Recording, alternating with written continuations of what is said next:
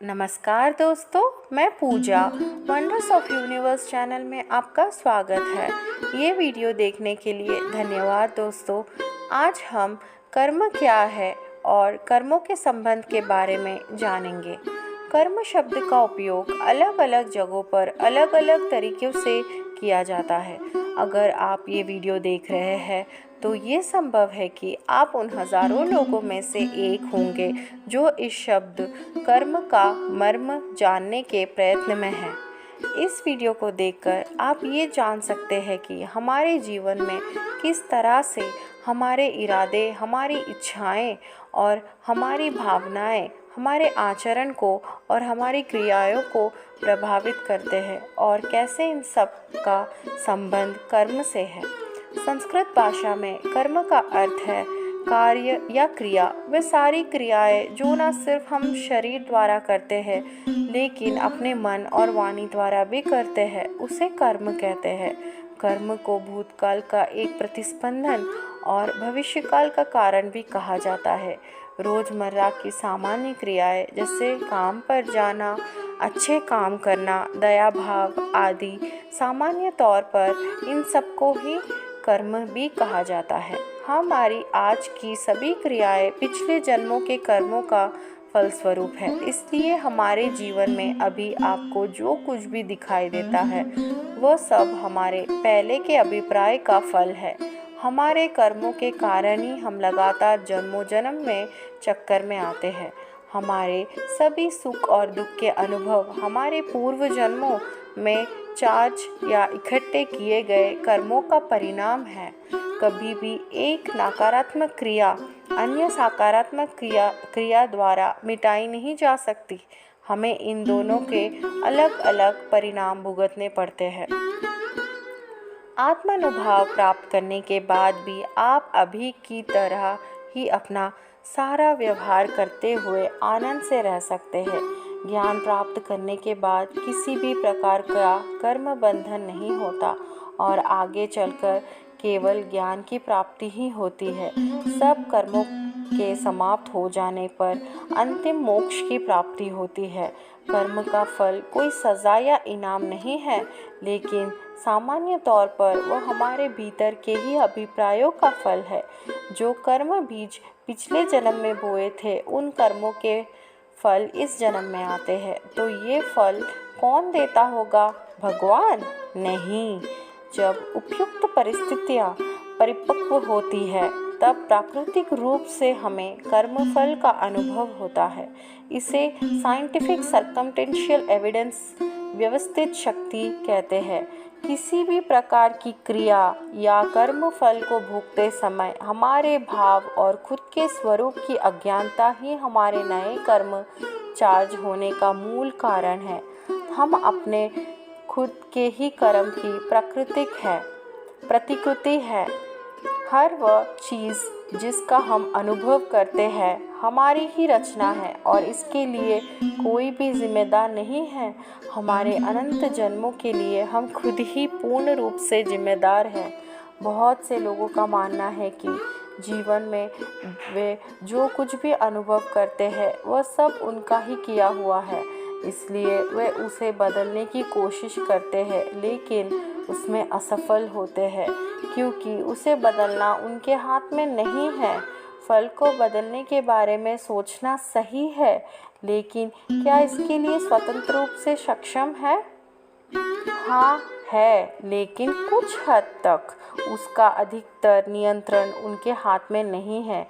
सिर्फ आत्मज्ञान प्राप्ति के बाद ही ऐसा संभव है, तब तक ये संभव नहीं है।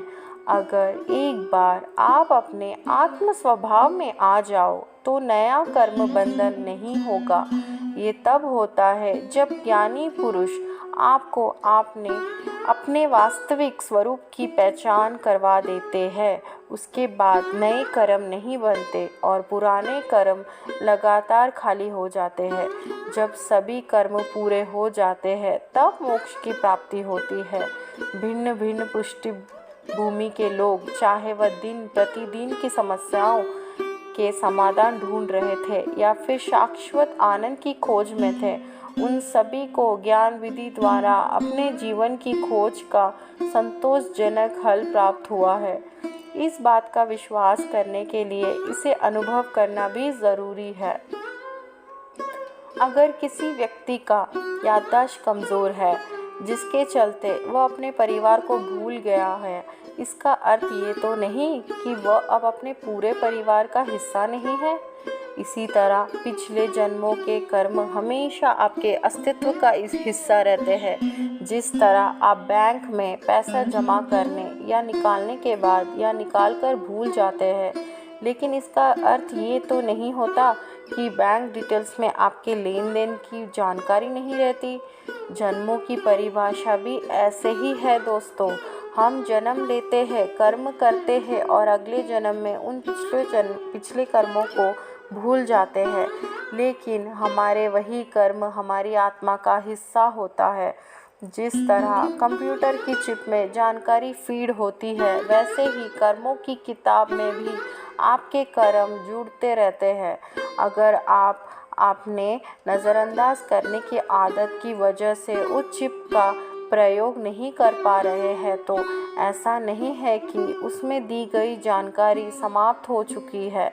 ऐसे ही अगर आपको अपने कर्म याद नहीं है, तो इसका अर्थ ये नहीं है कि आप अपने पूर्व जन्मों के कर्मों से मुक्त हैं। कर्मों का सिद्धांत यही कहता है कि आपको अपने अच्छे बुरे सभी कर्मों का परिणाम भुगतना ही पड़ता है, तो या तो इस जन्म में या फिर आने वाले जन्मों में। इसलिए अपने पिछले जन्मों के कर्मों के परिणाम को भुगतने के लिए व्यक्ति को हमेशा तैयार रहना चाहिए। कर्मों के चक्कर में ईश्वर का कोई लेना देना नहीं है। हम जैसा करते हैं हम वैसा भोगते हैं, और ये सिलसिला तब तक चलता रहता है जब तक हम अपने पिछले सभी जन्मों के परिणाम भुगत नहीं लेते। कर्म का सिद्धांत अत्यंत कठोर है।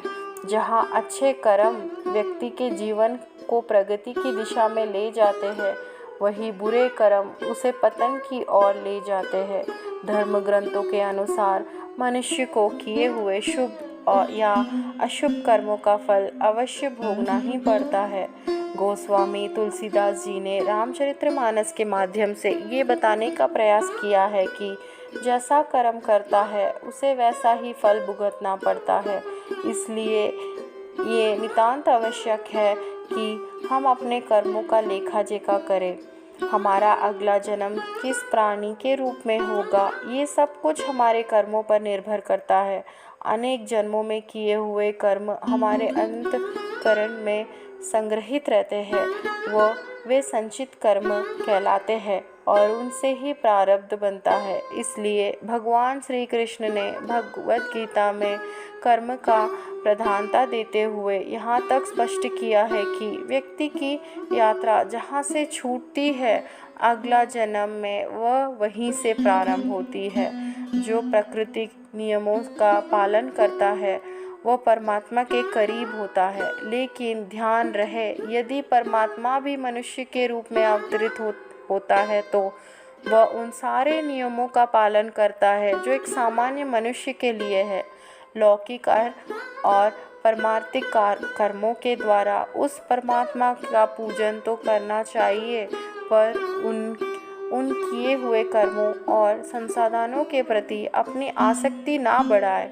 मात्र ये माने कि मेरे पास जो कुछ है उस परमात्मा का दिया हुआ है, हम निमित्त मात्र है, तो बात बनते देर नहीं लगती है दोस्तों। कर्म को पूजा मानते हुए व्यक्ति जब राग द्वेष को मिटा देता है, तब उसका स्वभाव की शुद्धि होती है। उसके लिए समूची वसुधा एक परिवार दिखती है। उसका हर कर्म समाज के हित के लिए होता है। साधारण तौर पर हम कह सकते हैं कि कर्म किए बगैर व्यक्ति किसी भी क्षण नहीं रह सकता। कर्म हमारे अधीन है, बट उसका फल नहीं है। महापुरुष और ज्ञानी जन हमेशा से कहते हैं कि अच्छे कर्म को करने और बुरे कर्म का परित्याग करने ही हमारी भलाई है। किसी संत से एक व्यक्ति ने पूछा कि आपके जीवन में इतनी शांति, प्रसन्नता और उल्लास कैसे है। इस पर संत ने मुस्कुराते हुए कहा था कि अपने कर्मों के प्रति यदि आप आज से ही सजग और सतर्क हो जाते हैं तो ये सब आप भी पा सकते हैं। सारा खेल कर्मों का है। हम कर्म अच्छा करते तो नहीं हैं, पर फल बहुत अच्छा चाहते हैं। ये भला कैसा संभव होगा दोस्तों। इसलिए हमें हमेशा अच्छे कर्म करने के लिए तैयार रहना चाहिए। यदि वीडियो अच्छा लगा हो तो दूसरों के साथ अवश्य शेयर करें। भविष्य में ऐसे ही अन्य वीडियोस देखने के लिए इस वीडियो को लाइक और दोस्तों के साथ शेयर और यूट्यूब चैनल को सब्सक्राइब ज़रूर कीजिए दोस्तों। और प्लीज़ बेल आइकन को ज़रूर क्लिक करिए ताकि मेरी हर आने वाली वीडियो आप तक पहुंच सके दोस्तों। बहुत बहुत धन्यवाद आपका ये वीडियो देखने के लिए। Thank you so much.